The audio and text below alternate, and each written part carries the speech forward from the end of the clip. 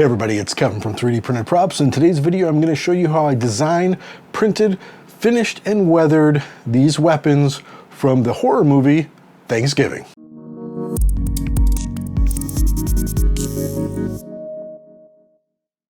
Okay, so this is part 3 in our Thanksgiving cosplay. I really wanted to work on his weapons. Now, he does use a knife at one point, but those aren't the iconic weapons. These are, to me at least, his axe, and modeled this up in Fusion. It's a pretty simple model. I used actual wood handles that I got at Lowe's, but they needed to be stripped and weathered because they were way too shiny. Standard PLA, but this is my favorite. This is that meat tenderizer that he uses in the film at one point. And again, real wood handle, and the rest is 3D printed and weathered. And this is one of my favorite sort of like slasher implements because it just looks nasty. So these were really fun and easy to build, paint, and put together. Let's go ahead behind the fake wall and I'll show you how I did it. Okay, so I went and picked up some wooden handles from Lowe's, and of course we've got our printed parts. I did these on my K1C, if I remember correctly, or it was a K1 Max. I'm loving those two printers, and I modeled these up so they print really easy. 2 different parts for the axe and a few other parts for the meat tenderizer. Now you can see that the wood handles are too shiny and too new looking, so we're going to sand those down. I'm going to cut this one off to use for the meat tenderizer. We can just sand them down and get all this glossy stuff off and that stain off, and then restain it. So I went ahead and glued in these pegs and just hammered them in so that they would fit. You could probably guess what table my camera is on as it's shaking as we're hammering these things in. And I ended up breaking the last one, so I didn't bother using it. Between the pegs and the glue, that thing is never coming off of there. Then I went ahead and finished putting it together with another peg and some more of that Bob's glue. Again, everything I use will be in the description below. And there we go. That one is all put together. Now I decided to make it look like, when looking at the references, adding some epoxy sculpt. Again, I love that stuff. It's a 2-part thing. You mix it together and it's just hardens to a rock, sands well. I'm using some tools to give it that sort of really poor weld job that you see with some of these things, and adding the same type of detail on the back. And looking at the references, they just have that kind of bead to it. Then I just had to sand this off a little bit, making sure that there was no line there. There are some layer lines on this one. I printed it at like the fastest speed possible, but I'm going to use this putty that I love now.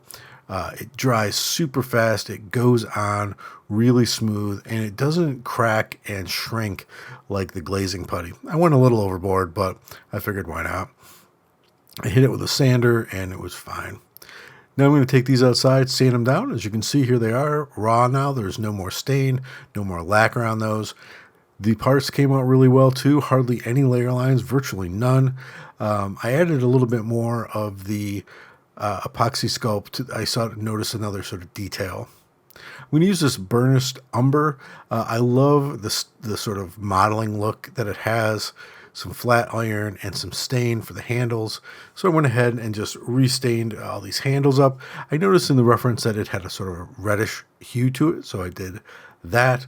And now we've got to weather up the actual metallic pieces, some burnt umber, some red umber, some black, and I'm just going through and washing it over just to give it that rusty look, because these tools have been used and they're old and they've been laying around sometimes outside, so I'm just giving it that brown rusty look and hitting it again, just adding some more details. Again, you're building up when you're weathering. You're adding different tones, different colors. There's different kinds of dirt, right? And then I love doing this where I just sort of speckle, use my thumb to pull the brush so it just adds these speckles that make it look give it just a real natural look to it. And I'm going to go ahead and weather down the handles. And again, this is just that basics black paint with some water. I'll then wipe it away till I get the right hue that I want. Now this one's dark enough, so I'm just going to add the sort of black where I need it, where, you know, you would get it where people are holding on to it. Wipe it with a towel here and there and give it that sort of natural look. Now that's what that forged metal look looks like, that hammered look, right out of the can, so you don't have to do that yourself. And now I'm just weathering this guy up, and I'm using the black paint, black acrylic in water, and I'm just going over all of this, dabbing it away so it looks more natural. You don't want to wipe. And then, of course, adding the speckles, which, again, really, really help give it a really natural look. But I measured wrong when I made this piece, and it does not fit. Not even close. So what I ended up having to do is using this heat gun. I use this a lot, and I'm heating up the inside. Be careful, these things get really, really hot. And I'm just tapping the axe in place, getting so that that's flush, and I'll just restain that and weather it, and it'll be fine. Same thing here. This one was a little bit closer, so I just had to heat it a little bit, give it a few taps, and it was in fine. Then I added a little pin into the sort of the crack here to finish it off. So as you can see, the main parts of these really, really easy to print out. I tried to design them so that you had really minimal supports going on.